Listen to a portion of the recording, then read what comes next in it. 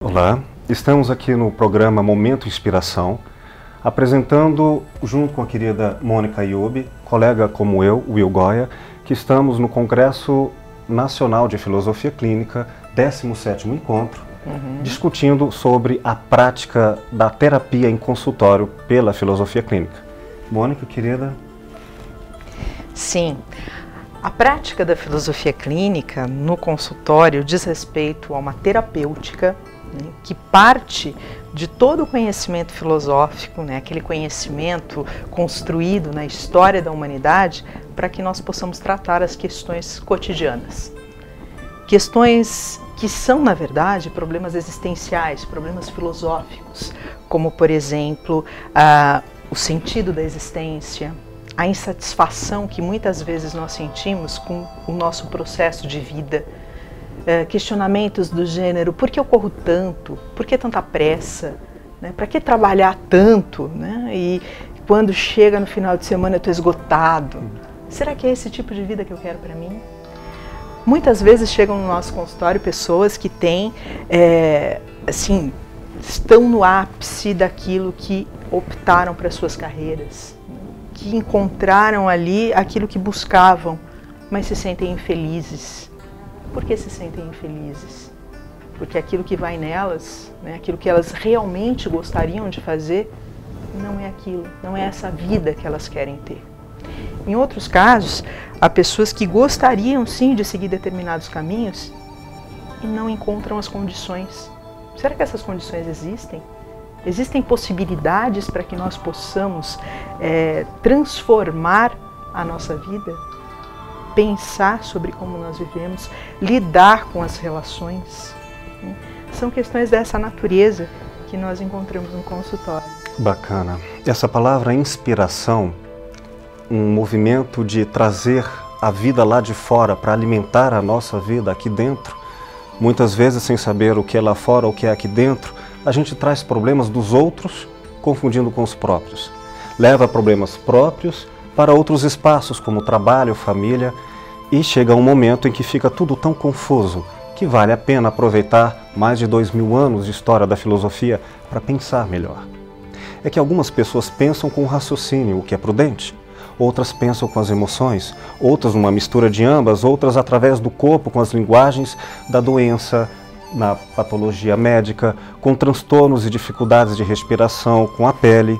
Outros já pensam melhor por escrito. Entender como nós pensamos e ajudar as pessoas a entenderem melhor a sua vida pode ser um caminho terapêutico que alivia esses sintomas desconhecidos que levam a pessoa a um consultório à busca de terapia. Inspirar-se é um ato de generosidade. É importante ter esse amor, e a filosofia é um desses atos generosos de amor em tentar ajudar o outro a compreender a sua trajetória de vida. Sim, e é muito interessante porque a origem da filosofia tem essa perspectiva, né, de olhar para si, de pensar as suas questões, de conhecer o mundo que se habita, né, de conhecer o outro com quem se relaciona. A filosofia surge lá na antiguidade, né, lá na Grécia Antiga, num momento em que os mitos, né, prevaleciam. Então, se as coisas não estão funcionando bem, não estão dando certo para mim, a responsabilidade é dos deuses. Mas quando surge a filosofia, surge justamente para que essa responsabilidade venha para o próprio ser humano. E aí eu começo a pesquisar o que se passa comigo, quem sou eu, né? Quem convive comigo, como me relacionar com esse outro, como viver em sociedade, quais os melhores caminhos para organizar a nossa sociedade. É nesse contexto, que é um contexto onde há uma série de mudanças sociopolíticas, econômicas, né? E que leva o ser humano a constituir essa forma de pensamento. E já lá nas origens, uma relação íntima entre a filosofia, né, o pensar e o lidar com essas questões da existência. Isso é recuperado em termos de tratar das questões cotidianas no século XX, né, com todo um movimento de olhar de novo, depois do desenvolvimento da ciência, no momento em que se começa a discutir, né, mas para que filosofia, né, o fim da filosofia, e de repente, novamente, né, vamos pensar a nossa existência. Por que não fazer uso, né, de toda essa construção para pensar no cotidiano? Só que é importante não nos confundirmos a prática da filosofia clínica com outros trabalhos de terapia que existem no mundo, que também têm o seu valor. Não é uma pessoa convidada a estudar filosofia para vir discutir teoria em consultório. Ajudar a pensar filosoficamente significa pensar legitimamente por si mesmo. A filosofia cumpre o elevado propósito de ajudar as pessoas a pensarem, sem jamais pensar por elas. Mas o ato autônomo de pensar por si mesmo implica em verdades tão íntimas que muitas vezes são abandonadas até que o momento da crise e do sofrimento convide a pessoa a refletir. E, se fizermos isso com a ajuda de alguém que entenda melhor sobre a estrutura do pensamento, tenha o carinho e o apoio de caminharem juntos, então a filosofia será de fato clínica, isto é, terapêutica, uma ajuda de caminhar para um bem-estar, para uma força e uma potência que cada um de nós, sem dúvida, tem. Sim. Nos perdemos muitas vezes quando pensamos sozinhos, né? Pensar junto com o outro é uma forma de encontrarmos caminhos mais interessantes. Perfeito. Sem que nos percamos. Vamos pensar juntos?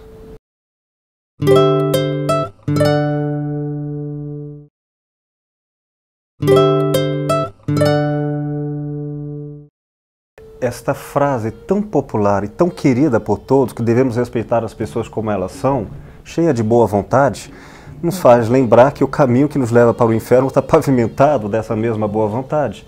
E isso não basta, não é suficiente para que haja compreensão e ida ao mundo da outra pessoa. Daí a pergunta, sim, precisamos ir a outra pessoa e respeitá-la como ela é, mas como ela é? Se eu tiver uma resposta antecipada segundo os meus pré-julgamentos, bons ou maus, eu não estou diante do outro, eu estou diante de mim, em meu espelho de vaidades, que transforma o outro em apenas um objeto. Mas como é que eu vou descobrir o universo de quem eu não conheço, ainda que eu acredite conhecer nas primeiras impressões, e qual é o método que eu faço para isso? A filosofia clínica tem algo bastante específico, pontual, que descortina do mistério que é infinito de cada pessoa, como esta pessoa e mais ninguém no mundo tem uma história para dizer a respeito. É interessante que a palavra historicidade revela algo que a história não conta. Sim. História é a narrativa, é a biografia, os fatos acontecidos tomados por várias opiniões. O filósofo clínico está interessado na perspectiva do que foi importante aos olhos de quem viveu toda essa trajetória. E aí nós vamos ter surpresas tão flagrantes e, em geral, desrespeitadas, que o que é importante para um pode não ser em nada para outro. Essa é uma descoberta que exige não só aprendizagem do que vem do outro para ser reconhecido pelo método filosófico, que ultrapassa o nosso momento de conversação, mas está aberto aos sites, né? Que nós temos para quem queira aprender sobre isso. Daqui a pouquinho a Mônica fala sobre eles. O mais importante é que importa que nós tenhamos também, de nossa parte, uma capacidade de escuta, de aprendizagem, que isto é feito com método, com conhecimento. Então, historicidade é a perspectiva com que o outro nos coloca o seu mundo. E se eu conseguir me colocar no lugar do outro, não exatamente como ele viveu tudo isso, mas como um oculista, que é capaz de montar um grau e ver com os olhos dele. Se eu conseguir ver com os olhos dele, e ainda mais, conseguir ver com os olhos distantes dos dele, percebendo e comparando as nossas diferenças, tanto nossas pessoais, quanto em relação a várias outras opiniões do mundo em redor, então poderemos somar ao que a pessoa traz com suas dores, com as suas perspectivas, outros elementos de conversação, para que ela se reconheça muito mais rica do que no início se achava. Em minha experiência de mais de 15 anos, a Mônica ultrapassa isso também, de prática clínica. É muito raro, inclusive, chegar uma pessoa que precise aprender coisas novas diante dos problemas que já encontram. A maioria delas já desperdiça grande parte de lições e experiências de vida que, se recuperadas na sua historicidade, meu Deus, elas poderão entender que elas são guias para si mesmas, mas estão perdidas sem autoconhecimento. Na próxima parte, vamos conversar sobre os submodos, né, e sobre algumas dicas para que a gente possa pensar um pouquinho melhor essas questões. Entre elas, as informações sobre como localizar o trabalho da filosofia clínica nos diversos estados no Brasil inteiro, online e presencialmente. É isso aí.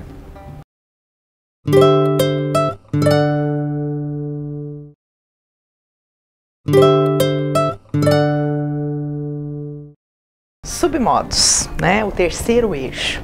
Sim. Nós observamos como a pessoa lida com as suas questões e o resultado disso.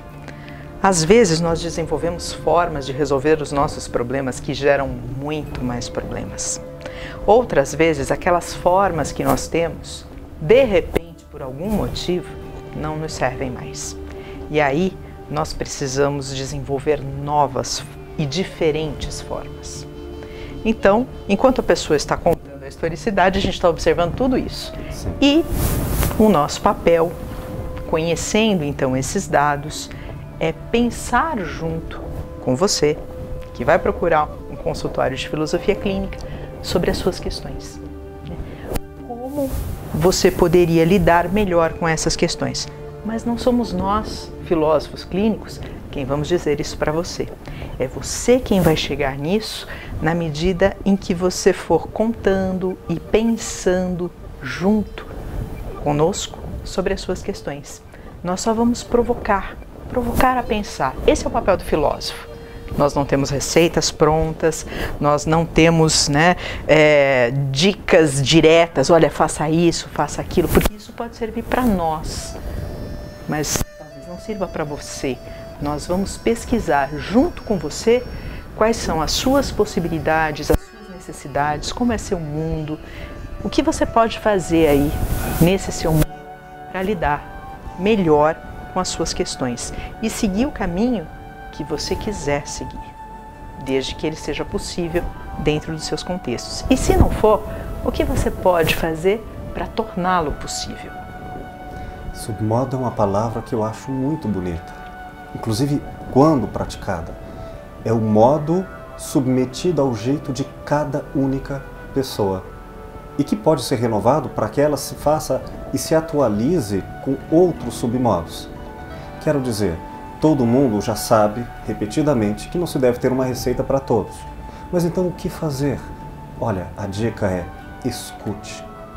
As palavras que saem da minha boca e aquelas outras que eu também recebo precisam ser ressignificadas, precisam ser compreendidas segundo o meu modo autêntico. Antes de falarmos em técnicas, antes de falarmos em metodologias práticas mais específicas ou técnicas pontuais, vale dizer algo que todos nós temos em comum, como síntese, e é uma intuição.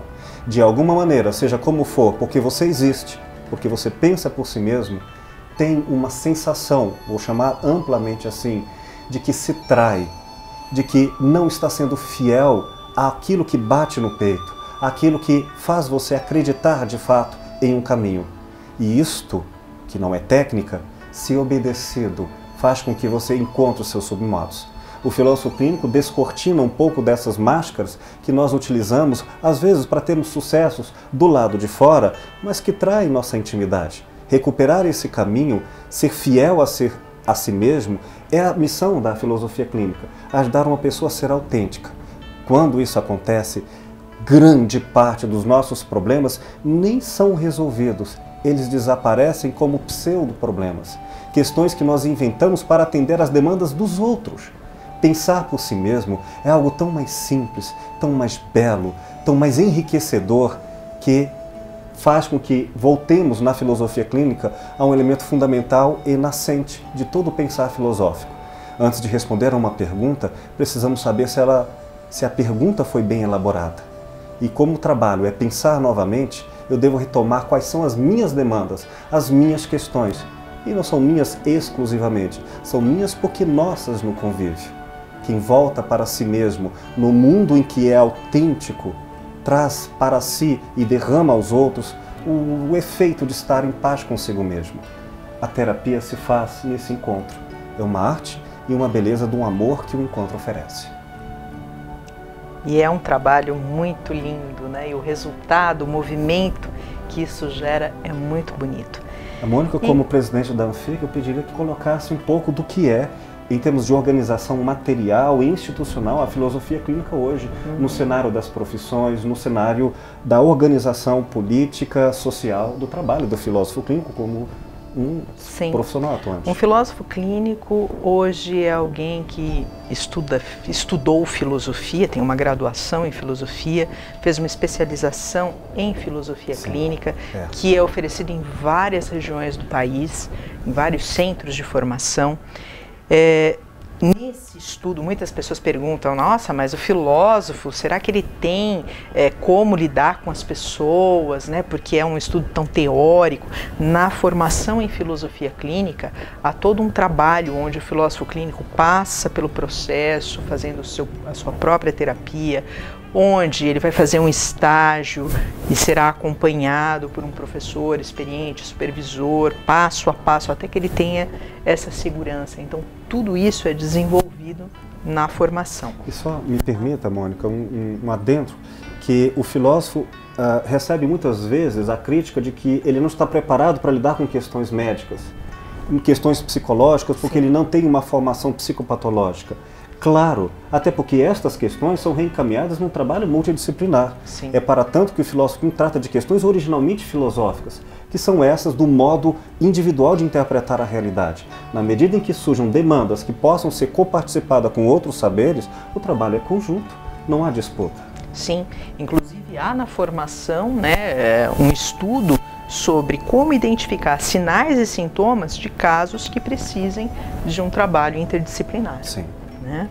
E para quem quiser conhecer um pouco mais a filosofia clínica, vocês podem procurar no site da Anfic, né, que está aqui na legenda do vídeo, e neste site vocês poderão entrar em contato com filósofos clínicos da sua região. Lá vocês vão encontrar textos do Lúcio Pachter, que é quem criou essa metodologia, um brasileiro.